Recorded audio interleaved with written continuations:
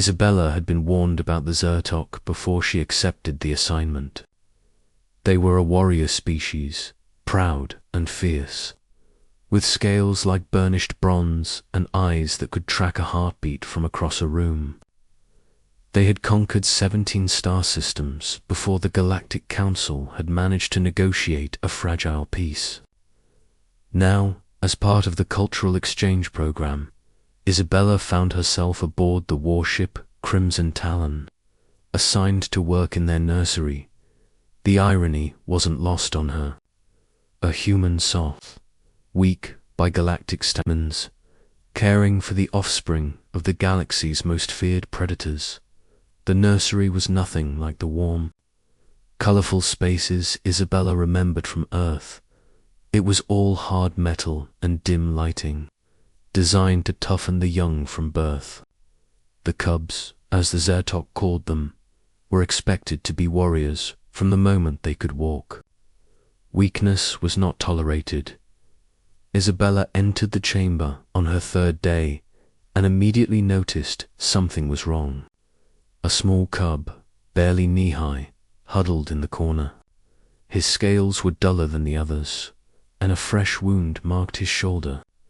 The other cubs ignored him, playing roughly in the center of the room under the watchful eye of Kursith, the primary caretaker. "That one is defective," Kursith rumbled, his voice like grinding stone. "He flinches from combat. He will not survive the trials." Isabella's heart clenched.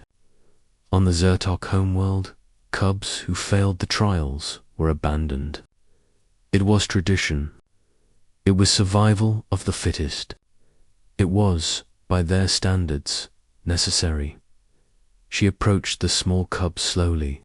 He tracked her movement with wide, fearful eyes.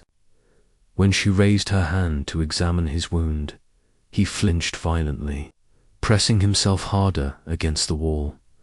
Isabella froze. She'd seen that reaction before in rescue animals, in traumatized children, in beings who had learned that raised hands meant pain. Something shifted in her chest, that peculiarly human mixture of compassion and stubborn defiance. Slowly, deliberately, she lowered her hand. Then she did something that made Kursith grunt in confusion.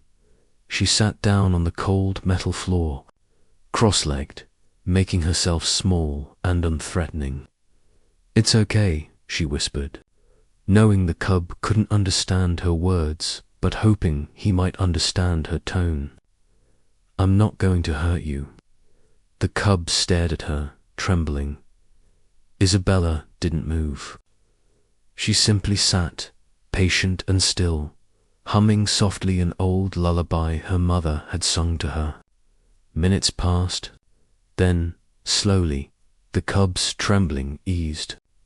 His breathing slowed. After what felt like an eternity, he took one tentative step toward her, then another dot when he finally reached her. Isabella remained motionless as the small cub sniffed her hand with his forked tongue, tasting her scent. Then, in a gesture that made her eyes sting with tears, he pressed his scaled head against her palm. "Impossible," Kursith muttered from behind her. "He has never trusted anyone." Isabella spent every free moment with the cub after that. She learned his name was Tokrin, and that he had been the smallest of his clutch, bullied by his siblings and struck by the trainers when he cowered. In the Zertok way, this was meant to make him stronger. Instead, it had broken something inside him, but Isabella had a different approach. She taught him gently, using positive reinforcement instead of punishment. When he successfully completed a climbing exercise, she praised him with words and soft touches. When he failed, she encouraged him to try again without raising her voice. She showed him that mistakes were not weakness, but opportunities to learn. Oliver, her human colleague assigned to the engineering deck, visited one evening and watched her work with Tokrin. "You know they think you're insane, right?" he said, leaning against the doorframe. The whole ship is talking about the human who sits on the floor like a cub. Let them talk, Isabella replied, helping Tokrin navigate an obstacle course she'd created from storage containers. Look at him, Oliver. Really look. Oliver did.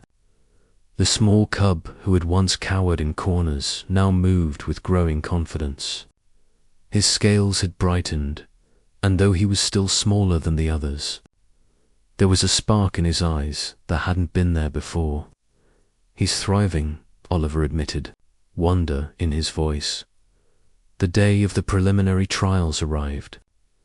Isabella's stomach churned with anxiety as she watched Tokrin line up with the other cubs. The test was simple but brutal. Navigate a course filled with obstacles while the trainers used shock sticks to simulate combat conditions.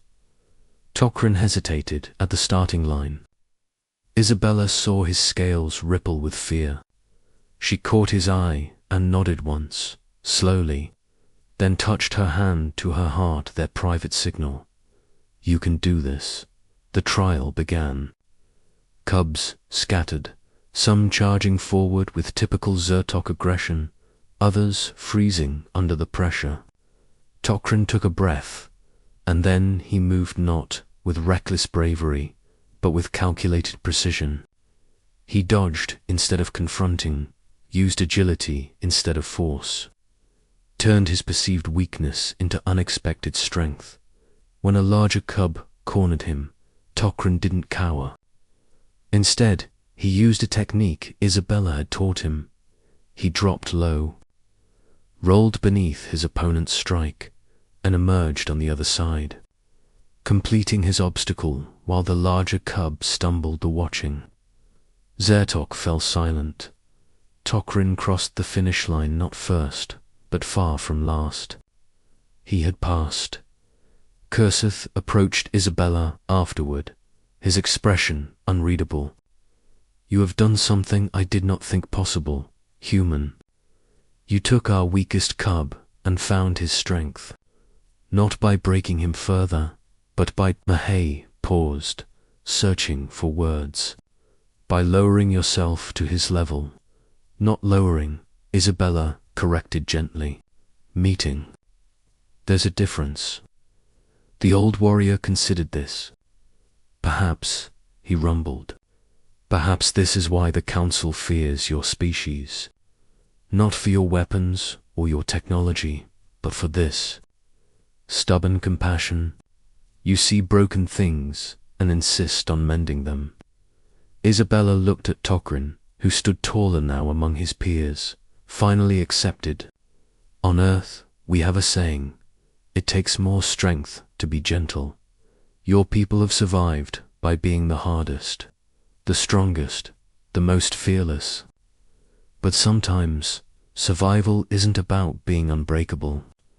It's about knowing how to heal what's been broken. Kurseth nodded slowly. You humans are strange creatures, soft and weak by our measures. Yet you do not flinch from our cubs, from our warriors, from our ways. Instead, you sit on our floors and teach us something we had forgotten. What's that? That strength comes in many forms. And perhaps, he added, watching Tokrin play with the other cubs who no longer shunned him, the strongest among us are those brave enough to choose kindness over cruelty. Isabella smiled. It wasn't the victory of weapons or conquest. It was something more profound, the very human triumph of proving that compassion wasn't weakness, but perhaps the greatest strength of all. And in the cold metal nursery of a warship, one small cub who had learned not to flinch anymore was proof enough.